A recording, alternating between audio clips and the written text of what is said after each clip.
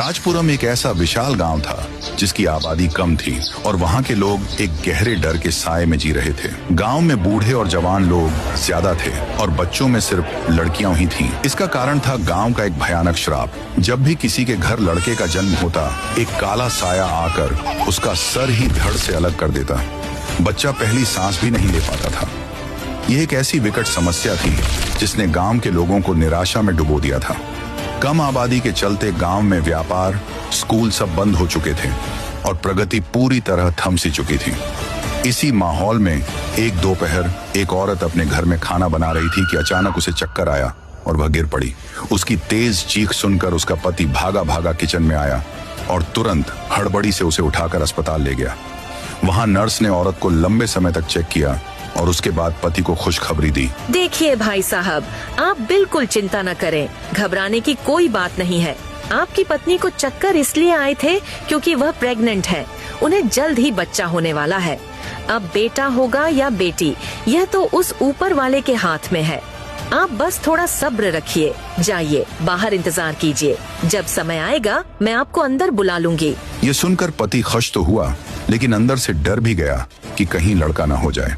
वह अस्पताल के बाहर आया और दरवाजे के बाहर रुककर मन ही मन ऊपर वाले से दुआ मांगने लगा। हे मेरे मालिक, मैंने अपनी जिंदगी में आज तक आपसे कुछ नहीं मांगा। मैं जानता हूँ कि ये गांव कैसा है और यहाँ लड़कों के साथ क्या होता है। मेरी आपसे बस एक ही विनती है, एक ही ख्वाहिश है, मेरी यह मुराद पूरी कर दीजिए। मुझे बस एक बेटी चाहिए, एक प्यारी सी बेटी, प्लीज।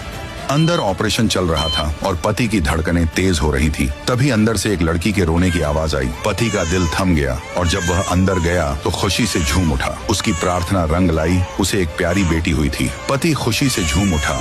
राजपुरम में बेटी का जन्म बहुत शुभ माना जाता था। अगले ही दिन एक नया शादीशुदा जोड़ा दूसरे गांव से राजपुरम में रहने के लिए आया। उन्हें इस गांव के श्राप के बारे में कुछ पता नहीं था। वे बाइक पर सफर कर रहे थे कि अचानक पत्नी जोर जोर से चिल्लाने लगी। मेरे पेट में बहुत तेज दर्द हो रहा है, मैं सह नहीं पा रही, उल्टियाँ भी हो रही हैं, कुछ करो प्लीज।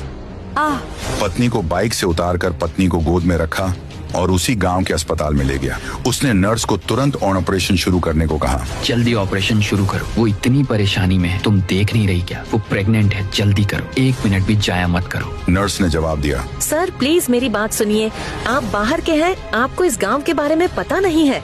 मैं आपको कह रही हूँ, यहाँ ऑपरेशन मत कराइए। ये सुनकर पति का गुस्सा भड़क उठा और बोला, मुझे पता से तुम डॉक्टर लोगों का क्या होता है। तुम्हें ज्यादा पैसा चाहिए है ना? हाँ, मैं तुम्हें ज्यादा पैसे दूंगा, जितना मांगोगी दूंगा, पर अब जल्दी करो वरना माँ और बच्चा दोनों मर जाएंगे। जल्दी करो। नर्स ने समझा के कहा, मैं ये ऑपरेशन नहीं करूँगी। अगर तुमने अभी काम शुरू नहीं किया तो देख लेना। ठीक है सर, जैसा आप कहते हैं, आप जाइए और बाहर इंतजार कीजिए। फिर पति हॉस्पिटल के बाहर रुक गया। कुछ देर बाद वही हुआ जिसका डर था। एक लड़का पैदा हुआ और उसी पल उसका सिर धड़ से अलग हो गया। बच्चा मर चुका था। पति यह दृश्य देखकर जोर जोर से रोने लगा। उसने नर्स को कोसना शुरू कर दिया। ये क्या कर दिया तूने, फर्जी डिग्री वाली नर्स? तूने मेरे बच्चे को मार डाला। तुझे जरा सी भी अकल है या नहीं? तू 7वीं फेल है क्या? अब बस बहुत हो गया। मैं तुझ पर ऐसा केस ठोकूंगा कि तू जिंदगी भर जेल की काल कोठरी में सड़ेगी। नर्स रो पड़ी और बोली, इसमें मेरी कोई गलती नहीं है सर। ये कोई हादसा नहीं है, ये इस गांव का श्राप है।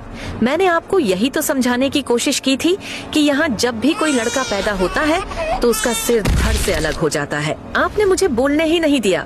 अब मुझे दोष मत दीजिए। पति को जोरदार सदमा लगा और उसे अपनी गलती पर बहुत पछतावा हुआ। वो अपने पत्नी और मरे हुए बच्चे को हॉस्पिटल बेड पर रख के बच्चे को दफनाने के लिए ले जाने लगता है। वो रास्ते में जाते जाते रो रहा था। तभी उसी गली से राइस स्टार चलते हुए आ रहा था। राइस स्टार मरे हुए बच्चे को देख दंग रह गया। उसके रोंगटे खड़े हो गए। राइस स्टार ने आदमी से पूछा, माफ करना भाई साहब, पर आपकी ये कैसी हालत हो गई? क्या कोई दुर्घटना हुई है, एक्सीडेंट वगैरह? राइस स्टार भी गांव में नया था। आदमी ने रोते हुए जवाब दिया, भाई साहब, इस मनहूस गांव में रहने के लिए आना मेरी जिंदगी की सबसे बड़ी भूल थी। ये गांव नहीं, ये तो एक काला साया है। यहाँ पहुँचते ही मेरी पत्नी रूपा दर्द से चीखने लगी।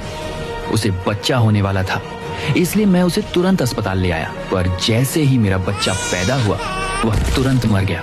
नर्स से पूछने पर उसने बताया कि यहाँ लड़का पैदा होते ही मर जाता है। यह श्राप है इस गांव का। इसके बाद वह और कुछ नहीं कह पाया और भारी कदमों से रोते हुए कब्रिस्तान की तरफ आगे बढ़ गया। राइस्टार दंग रह गया। उसने गांव में कदम रखते ही एक ऐसी हकीकत देख ली थी जिसके बारे में उसने कभी सोचा भी नहीं था। राइस्टार ने गांव के बीचों बीच जाना शुरू किया। वह इधर उधर देख रहा था, किसी ऐसे आदमी को ढूंढ रहा था जो उसे सच बता सके। उसने देखा कि एक बूढ़े चाचा जी अपने घर से बाहर निकले। फिर राइस्टार ने जोर से आवाज दी, चाचा जी, चाचा जी। रुकिए। चाचा जी वहीं रुक गए और मुड़कर पूछा, अरे बेटा, क्या बात है? क्या मदद चाहिए? जल्दी पूछो, मुझे तो खेत पर काम है। राइस्टार ने पूछा, चाचा जी, मुझे एक राज जानना है। चाचा जी ने पूछा, कैसा राज बेटा? राइस्टार ने हिम्मत करके कहा, मैंने सुना है कि इस गांव में जब भी लड़का पैदा होता है तो उसका सिर धड़ से अलग हो जाता है, वह तुरंत मर जाता है। चाचा जी, इसके पीछे क्या कहानी है? लड़के क्यों मारे जाते हैं? चाचा जी एक गहरी सांस लेकर बोले, अरे बेटा, ये बहुत पुरानी कहानी है। इतनी पुरानी कि जब इस गांव पर नेता नहीं बल्कि एक राजा राज करता था। उस राजा का नाम था थुंग थुंग। वह बहुत खतरनाक राजा था। वह अकेले नहीं बल्कि 26 और गांवों पर राज करता था। उसकी 2 पत्नियां थीं, एक का नाम सिमरन और दूसरी का नाम मिस्टी। थुंग थुंग अपनी दोनों रानियों से बहुत प्यार करता था और उनकी हर इच्छा पूरी करता था। एक दिन रानी मिस्टी ने राजा को एक खुशखबरी दी। पति परमेश्वर, आज मैं आपको वह खुशी देने वाली हूँ जिसका इंतजार आपको सदियों से है। हमारे दरबार में नया राजकुमार आने वाला है। मैं आपके वारिस को जन्म देने वाली हूँ। राजा थुंग थुंग खुश तो हुआ, पर उसे एक बात बिल्कुल मंजूर नहीं थी, लड़की का पैदा होना। उसने मिस्टी से साफ साफ कह दिया, सुनो मिस्टी, अगर बेटा हुआ तो मैं अपने वचन से मुकरूंगा नहीं। पूरे गांव की सड़कों पर सोने के सिक्के बिछा दिए जाएंगे। पर अगर बेटी हुई तो समझ लो, तुम्हारा और उस बच्ची का अंजाम बहुत बुरा होगा। मेरे राज में कमजोर वारिस की कोई जगह नहीं। मिस्टी ने राजा को दिलासा दिया। आप निश्चित रहिए मेरे स्वामी, मुझे अपने प्रेम पर, अपने भाग्य पर पूरा यकीन है। मेरा बच्चा एक साहसी बेटा ही होगा। आप चिंता छोड़कर जश्न की तैयारी कीजिए। जलन और बदला। थुंग थुंग रानी मिस्टी को ज्यादा प्यार करता था। ये बात सिमरन को जरा भी अच्छी नहीं लगती थी। उसके मन में जलन की आग जल रही थी। वह कुछ बुरा करने की सोच रही थी। कुछ महीनों बाद रानी मिस्टी को बच्चा होने वाला था। राजा थुंग थुंग बेचैन होकर सिमरन के साथ बाहर इंतजार कर रहा था। अंदर नर्स ऑपरेशन कर रही थी और थुंग थुंग का दिल जोर जोर से धड़क रहा था। तभी अंदर से एक लड़के के रोने की आवाज आई। बेटे की आवाज सुनते ही थुंग थुंग खुशी से नाचने लगा और कहने लगा,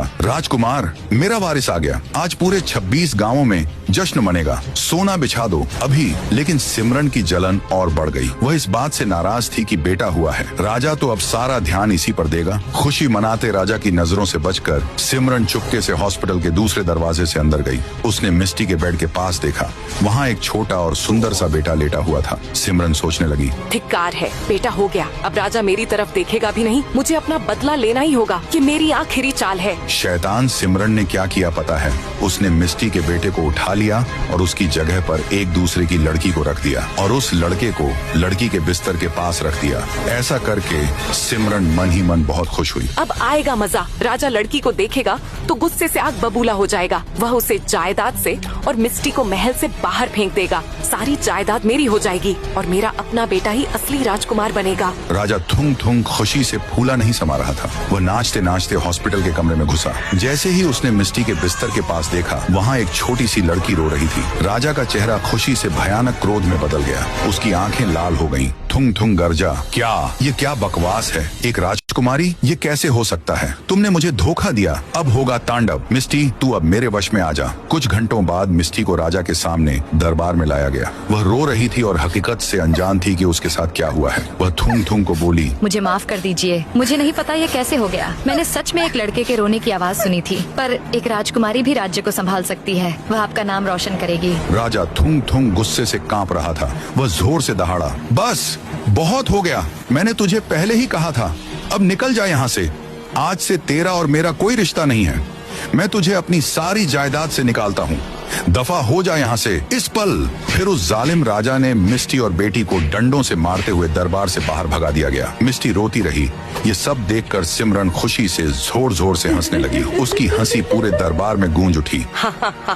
अब आया ना मजा। इस मिस्टी का घमंड टूट गया। ये है रानी सिमरन से पंगा लेने का अंजाम। सड़कों पर दर बदर बेचारी मिस्टी, जो कभी महल की रानी थी, अब अपना और अपनी बच्ची का पेट भरने के लिए उसे भीख मांगनी पड़ी। वह रोते हुए, माई मेरी मदद कर दो, मुझे खाने के लिए कुछ दे दो, मेरी नन्ही बच्ची भूखी है, भगवान आपको इसके बदले में 1000 गुना देगा। लेकिन लोग उसकी मदद करने से डरते थे। वे उसे तुरंत मना कर देते थे।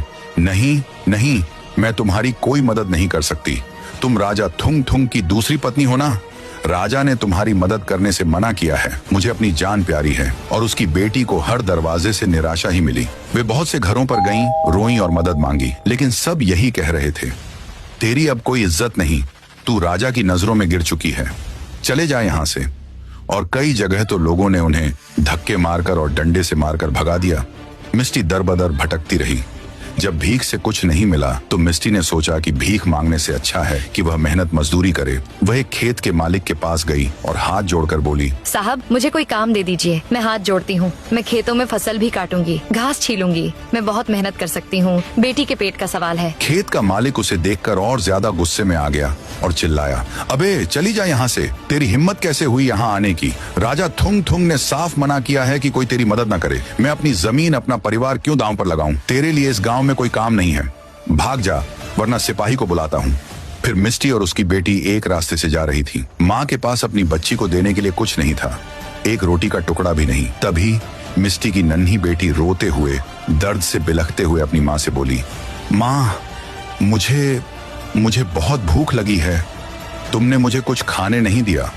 और बस बेटा, उस पल भूख और कमजोरी के कारण मिस्टी की बच्ची उसी क्षण तड़प तड़प कर अपनी माँ की गोद में ही मर गई। जो माँ कभी रानी थी, वह अपनी बेटी को एक मुट्ठी अनाज भी नहीं दे पाई। फिर मिस्टी पुल के ऊपर पहुंची। वहां खड़ी होकर उसने पूरे गांव को देखा और बद्दुआ देने लगी। राजपुरम, तूने मेरी बेटी को भूखा मारा है, तूने एक माँ को ठुकराया है। अब सुन, जिस पल भी इस गांव में कोई बेटा पैदा होगा, मेरी बेटी की तड़प उस बच्चे का जीवन छीन लेगी। उसका सिर तुरंत धड़ से अलग हो जाएगा। ये गांव कभी अपनी अगली पीढ़ी नहीं देख पाएगा।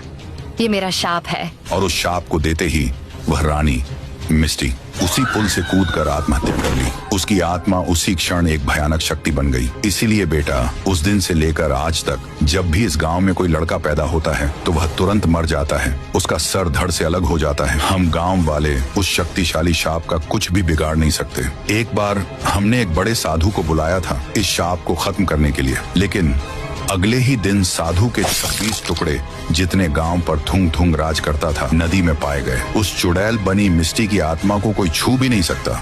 ये सुनकर राई स्टार के रोंगटे खड़े हो गए। उसकी आंखों में अब डर नहीं बल्कि एक नया संकल्प था। राई स्टार, बस चाचा जी, अब बहुत हो गया, मैं करूंगा इस बद्दुआ को खत्म। मैं उस चुड़ैल बनी रानी मिस्टी की आत्मा से इस गाँव को आजाद कराऊंगा। तो दोस्तों, अगर आपको ये कहानी अच्छी लगी हो तो प्यारा सा कमेंट जरूर करना और चैनल को सब्सक्राइब करके बताना कि आपको पार्ट 2 चाहिए या नहीं।